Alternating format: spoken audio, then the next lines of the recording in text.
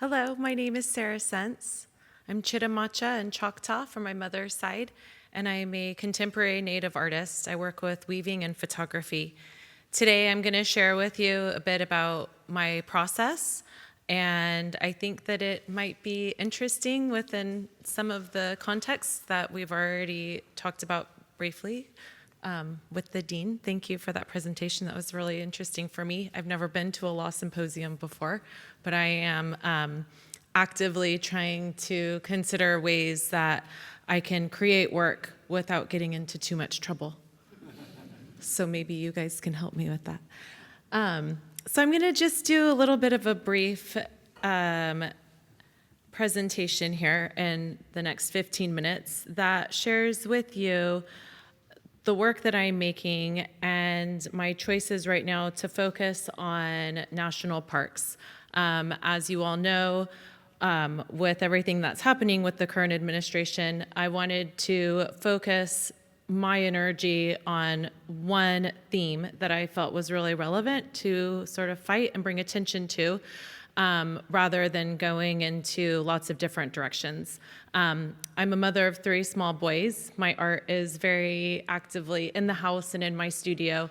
So my choice to do national parks was also because I think that working with the environment can be something that we can teach kids at a young age without bringing too much fear into the home, if that makes sense.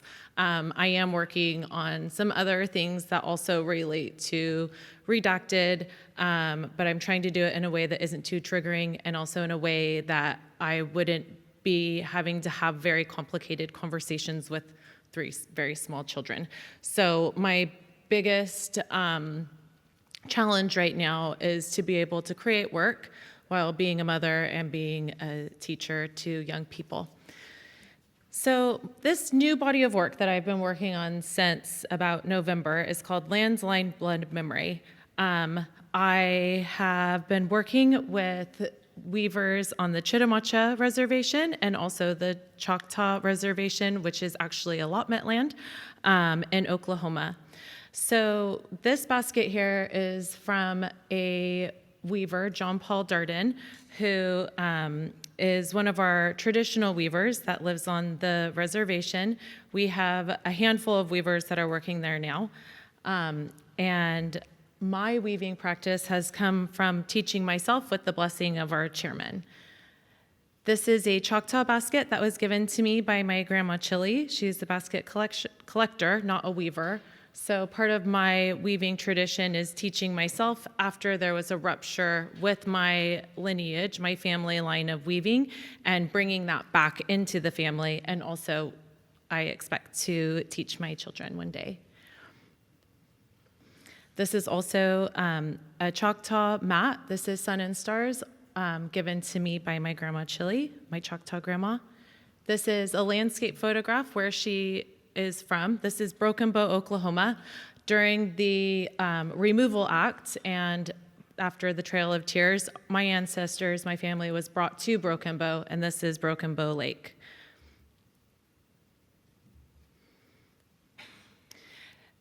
This is another landscape that is Avery Island, where the Tabasco factory is. This is about 30 miles away from my reservation in Louisiana. And this story will come up later. These landscapes are all related to family and weaving. This is from a fishing boat just off of the reservation. So I think that it's really important to me to bring imagery, that is digital photography of these lands, of our ancestral homelands, into the work, while also looking at the weaving, the patterns, and the tradition of weaving. So when I started to focus on this idea of our national parks being no longer protected, I wanted to go back even further to what is a national park? How is this national park first becoming something that is, made for the people, by the government, that is actually originally indigenous land that is stolen land? So I wanted to go to a few different national parks. This here is the Redwoods. These are all from California. And with those national park images, there's only one here because my story today is very short. This is the other section of my work, which is line. So a lot of my work integrates maps. I would say most of the maps that I work with are from the British Library. I was a fellow there from 2019, and my last visit there was just a few weeks ago. So I continue to go back there, look at different maps, mostly of North America, and then I'm weaving together these maps and these landscapes, and also now looking at historical photography.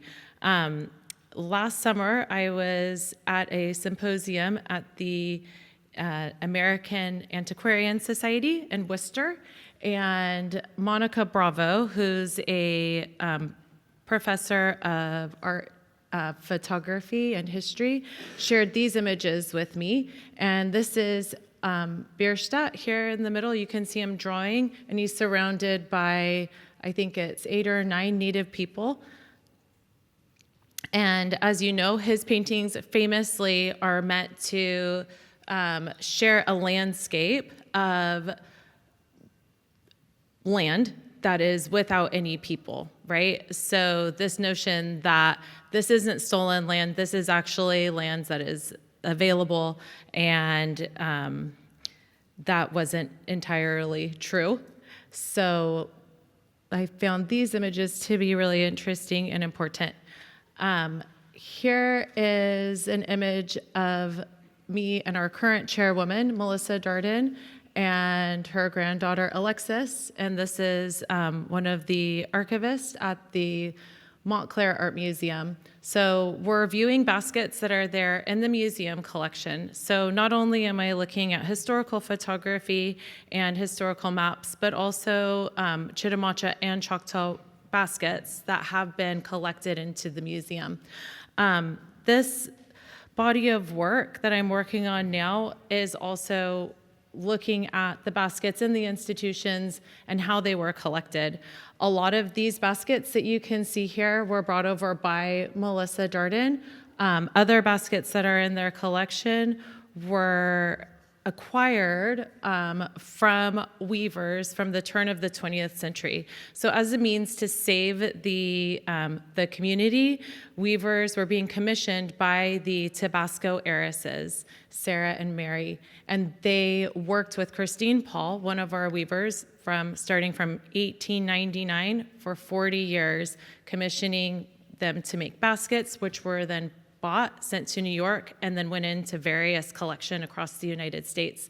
So a big part of my research is going and looking at these baskets, holding the baskets, spending time with them, and I've been also working with a scholar named Daniel Usner, who has just finished writing a book about this relationship between the Tabasco family and the Chitimacha weavers, who in turn, with their basket weaving and all of their work, did save the community, and because of their work, they saved the land and were able to create a sovereign nation.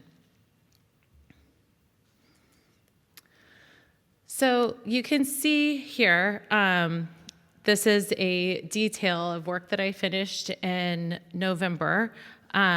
This has some of the land deeds that I viewed at the American Antiquarian Society. So while I was at the society, I was looking at land deeds that were specific to Avery Island.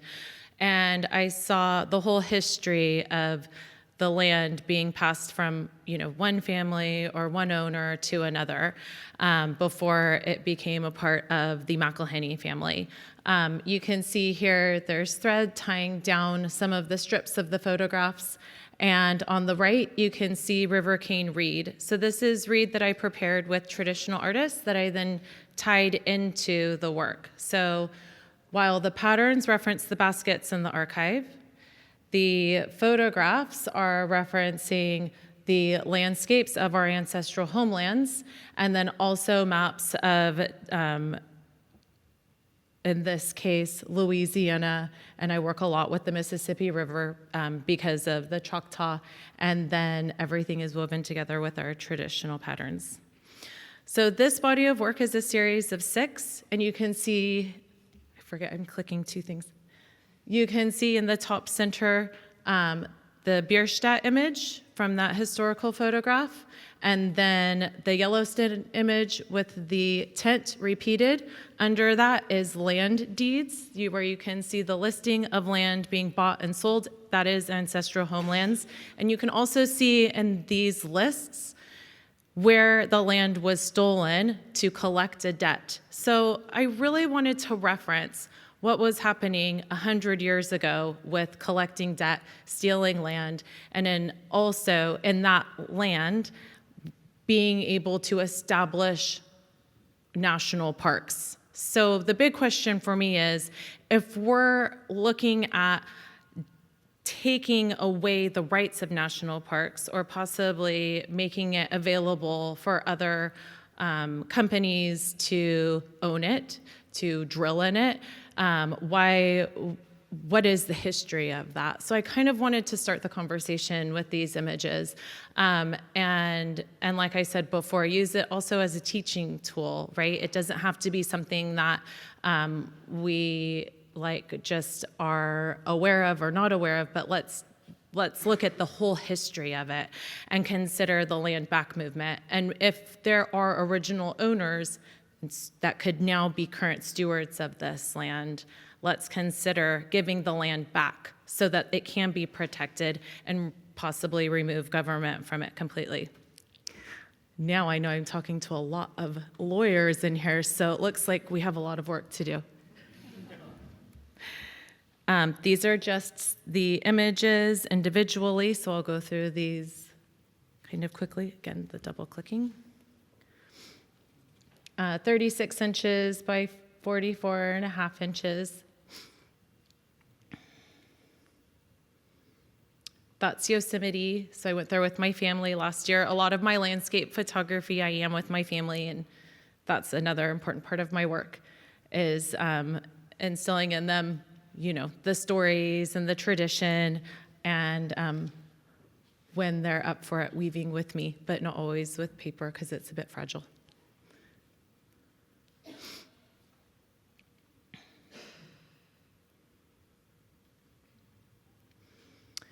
Okay, so when I finished that body of work, I wanted to, this is very recent, this is January, so I was thinking about kind of layering and doing more work with being connected to the land. So I started thinking about, rather than just looking at the historical parts of the land, what are the reasons for why we would want to save the land? What is the importance of it? And I think a lot about connectivity and the way that we are whole with the land rather than separate. And I think that that's something that has been taught through acts of colonization for hundreds of years here.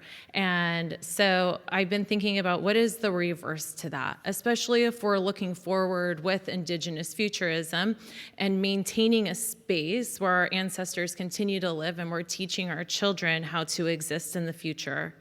Then I think that we have to consider how we can live with the land rather than land ownership and real estate and spaces where we're completely separate from it. I think that right now especially would be a really remarkable time to be more connected and more spending more time. Sometimes that's all it is. It's just spending more time with the land. So that's what these works are about. The image you can kind of see to the right, that's one of my sons throwing rocks in the bayou on the reservation. So like I said, they're always with me, so they end up being woven in.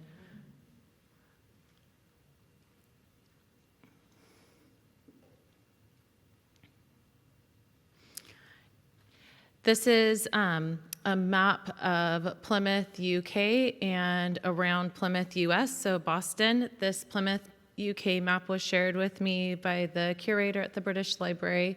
I created this piece for the Mayflower 400 which of course is kind of a complicated thing to celebrate. I'm not going to get too much into that because I'm sure that you guys all are very familiar. I repurposed this piece by sewing it down onto the paper it will be exhibited in New York this fall. All of these new pieces will be up in New York in the fall. I'm going to end with this final piece that I did 2022. It's now on exhibit at the V&A in London, and it's been acquired by them. This map is called Birch Bark. It was collected probably first by the British Museum. It now lives at the British Library. I know it's hard to read what it says there, so I'm going to go to the next image, which is what I did with the map with my work, and I'll read the text there, and that will conclude my presentation. So this is the sun and star pattern that you saw in the beginning of the presentation. At the bottom, there's two separate maps, and they're both of that location that you can see at the top of the Birch Bark map. One map, I believe, is in French, and it says New France. And the two maps are both of the Great Lakes, which I thought was important to reference the Great Lake map at the top. So I'm going to read this, and I think the map will make more sense. To the United States Service Institution, in the hope that we show young officers how small an effort is needed in that most useful art, military sketching, since even savages can make an intelligible plan.